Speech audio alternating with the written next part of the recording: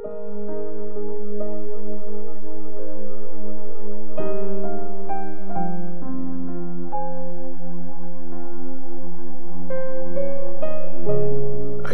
chapter 9. Panahon ng kapayapaan.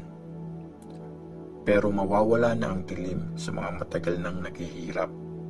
Dati, nilagay niya sa kahihiyan ang lupain ng Zebulun at lupain ng Naphtali.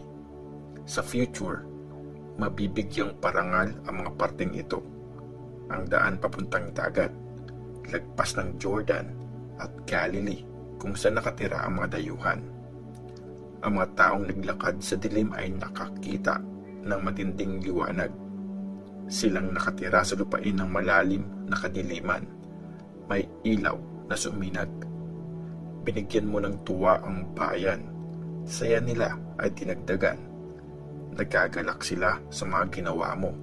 Nagaya ng saya nila sa anihan o pag naghahati-hati sila sa mga nasamsam. Dahil ang kanilang pamatok na pasanin at ang pamalo sa balikat, pati ang panghampas ng nang-aapi, winasak mo gaya ng pagligtas mo sa kanila noon sa Midian. Dahil ang mga boots ng sumusugod na army, pati ang damit nilang duguan, ipanggagatong sa apoy. Dahil para sa atin, may batang pinanganak, binigay sa atin ang isang lalaking anak. Sa balikat niya ang pamahala ay ipapasan at tatawagin siyang nakakamanghang tagapayo, makapangyarihang Diyos, walang hanggang tatay, Prince ng kapayapaan. Ang paglawak ng kapangyarihan niya at ng kapayapaan, walang katapusan. Sa trono ni David at sa buo niyang kaharian, itatatag niya ito at gagawin niya kung ano ang patas at matuwid mula ngayon at magpakailanman. Buong pagmamalasakit itong gagawin ni Lord na makapangyarihan. Paparusahan ni Lord ang Israel. Nagpadala si Lord ng warning laban kay Jacob at nakarating iyon sa buong Israel. At nalaman ng lahat ng Israel at ng mga taga-Samaria. Pero sa pagmamataas at sobrang kayabangan, sinabi nila, gumuho na ang mga bahay na gawa sa bricks, pero magtatayo ulit kami gamit ang mga special na bato. Pinutol na ang mga puno ng sycamore, pero papalitan natin ng cedar ang mga ito. Kaya nagpadala si Lord ng mga kalaban na sasalakay sa kanila, at ang mga kaaway, hinimok niya. Ang mga Syrians sa east at ang mga Philistines sa west. Talagang nilamon nila ang Israel, pero di pa rin nawala ang galit niya at ang kamay niya nakahanda pa rin magparusa. Hindi humingi ng tulong ang mga tao sa nagpaparusa sa kanila. Di sila nagbalik loob kay Lord na makapangyarihan. Kaya puputulin ni Lord ang ulo at buntot ng Israel. Sa isang iglap lang, aalisin pati sanga ng pam at tambo. Ang matatanda at ang mga taong ginagalang, sila ang ulo, at ang prophet na nagtuturo ng kasinungalingan ang buntot. Nililigaw ng mga leader ang mga tao, at yung mga nililid nila, litong-lito. Kaya hindi naawa si Lord sa mga kabataang lalaki nila, at di siya nagmalasakit sa mga ulila at byuda. Dahil lahat sila walang takot sa Diyos at gumagawa ng masama. Hindi mabuti ang sinasabi ng bawat isa, pero di pa rin nawala ang galit niya, at ang kamay niya nakahanda pa rin magparusa. Ang kasamaan ay naninira gaya ng apoy. Inuubos nito ang matitinik na halaman.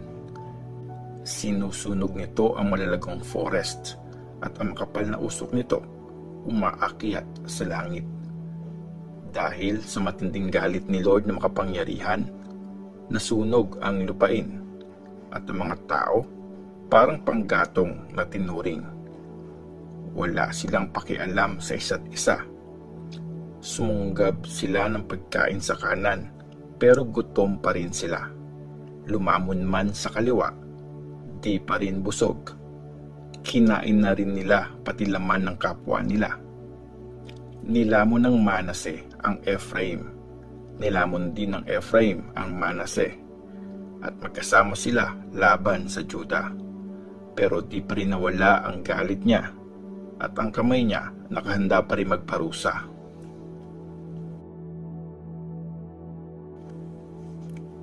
Isaiah chapter 10. Kawawa kayo nagpapatupad ng mga batas na nagpapahirap. Yung mga sumusulat ng mga batas na hindi patas.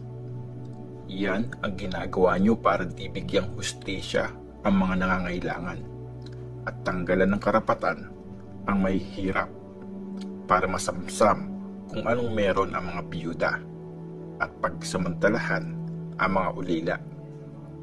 Anong gagawin nyo pag dumating ang araw na paparusahan kayo pagdating ng disaster galing sa malayo? Kanino kayo tatakbo para humingi ng tulong? At kanino iiwan ang kayamanan nyo? Wala nang magagawa kundi sumama sa mga bihag o mamatay kasama ng mga nakipaggera. Pero sa lahat ng ito, di pa rin nawala ang galit niya at ang kamay niya nakahanda pa rin magparusa. Gagamitin ng Diyos ang Assyria. Hay, Assyria, ang gagamitin kong pamalo ng galit ko. Ang tungkod na ipanghahampas ko sa sobrang galit. Laban sa bayang walang Diyos. Ipapadala ko siya at laban sa mga taong kinagagalitan ko, uutusan ko siya na manglimas at mangsamsam at tapak-tapakan sila na parang putik sa kalye. Pero iba ang balak ng Assyria. Di ganito ang iniisip niya. Kasi ang plano niya ay mangwasak at ubusin di lang isa, kundi marami pang bayan. Ito ang pinagmamalaki niya. Hindi ba mga hari ang commanders ng army ko? Di ba pareho lang ang Kalno at Carchemish? Di ba ang Hamath gaya ng Arpad? Di ba tulad ng Samaria ang Damascus?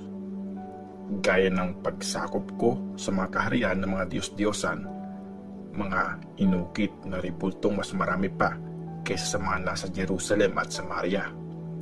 Di ko ba gagawin sa Jerusalem at sa mga Diyos-Diyosan niya yung ginawa ko sa Samaria at sa mga ribulto na sinasamba niya? Pag natapos na ni Lord lahat ng gagawin niya sa Mount Zion at sa Jerusalem, paparusahan niya ang hari ng Assyria dahil sa pagiging mayabang, mapagmalaki at mapagmataas nito. Dahil sabi niya, gamit ang kapangyarihan ko, nagawa ko lahat at gamit ang talino ko kasi talagang magaling ako. Binura ko ang mga boundary ng mga bansa at sinamsam ang kayamanan nila. Parang sumusugod na toro, binagsak ko ang mga nakaupo sa trono. Nalaman ko na ang kayamanan ng mga bansa pwedeng malimas gaya ng paglimas sa pugad ng ibon, gaya ng pagkuha ng mga itlog na walang nagbabantay. Ganon ko rin kadaling nakuha ang buong mundo, ni walang pakpak na kumilos o tunog at huni ng ibon na kumontra. Sasabihin ba ng palakol na mas magaling siya sa may hawak sa kanya? O ng lagari na mas importante siya sa gumagamit sa kanya? Kaya ba ng tungkod na kontrolin ang may hawak sa kanya? O buhatin ng pamalo ang isang tao? Kaya papadalhan ni Lord na makapangyarihan ng malalang sakit ang mga malulusog na warrior ng Assyria. Imbes na karangalan, mararamdaman nila na para silang sinisilaban ng apoy. Ang ilaw ng Israel ay magiging apoy at ang banal na Diyos niya mag-aalab. Susunugin at uubusin ang mga matitinik na halaman ng mabilis. Ang malalagong forest at masaganang lupa, wawasakin ni Lord ng tuluyan para itong katawan ng taong naratay sa matinding sakit. konting-konti na lang ang puno sa forest niya na kahit bata, kaya itong bilangin.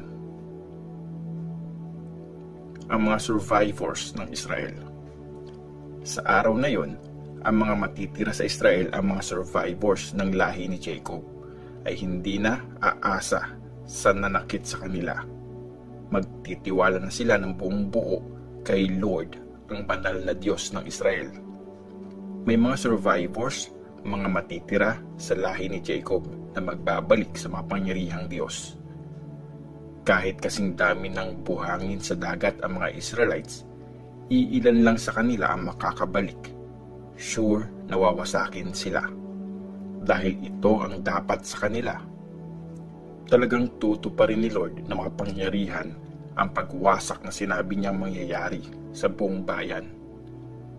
Kaya ito ang sinasabi ni Lord na makapangyarihan. Bayan ko, mga nakatira sa Zion, huwag kayong matakot sa mga Assyrians pag pinahirapan nila kayo gaya ng pagpapahirap sa inyo ng mga Egyptians. Dahil konting panahon na lang, mawawala na ang galit ko sa inyo. Ibabaling ko ang galit ko sa kanila at wawasakin sila. At paparusahan sila ni Lord ng makapangyarihan gaya ng paghagupit niya sa mga taga-Midian sa bato ng Oreb. Itataas niya ang tungkod niya sa ibabaw ng dagat gaya ng ginawa niya sa Egypt. Sa araw na yon, mawawala ang pasaning binigay sa inyo ng Assyria at mawawasak ang nilagay niyang pamatok sa leeg niyo. Nanggaling ang Assyria sa bayan ng Rimon. Nakarating siya sa Ai. Dumaan siya sa Migron. Iniwan niya ang mga dala niya sa Mikmash. Tinawid nila ang mga bundok. Sa Geba sila nagpalipas ng gabi. Nanginginig ang mga taga-Rama. Nagsitakas na ang mga taga-Gibeya na bayan ni Saul. Humingi ng tulong ang mga taga-Galim. Makinig mga taga-Laisha. Sagot mga taga-Anatoth. Nagtakbuhan na ang Madmena. Tumakas ang mga taga-Gebim. Ngayon din, hihinto ang kalaban sa Nob. Magtataas siya ng kamao para takutin ang mga nakatira sa Mount Zion, ang hill ng Jerusalem. Makikita niyo si Lord na makapangyarihan. Tatabasin niya ang mga sanga gamit ang nakakakilabot na power. Yung pinakamatatayog, matatagpas, at ibababa yung pinakamataas. Wawasakin niya ng palakol ang mga puno sa forest at babagsak ang Lebanon at magagandang puno nito.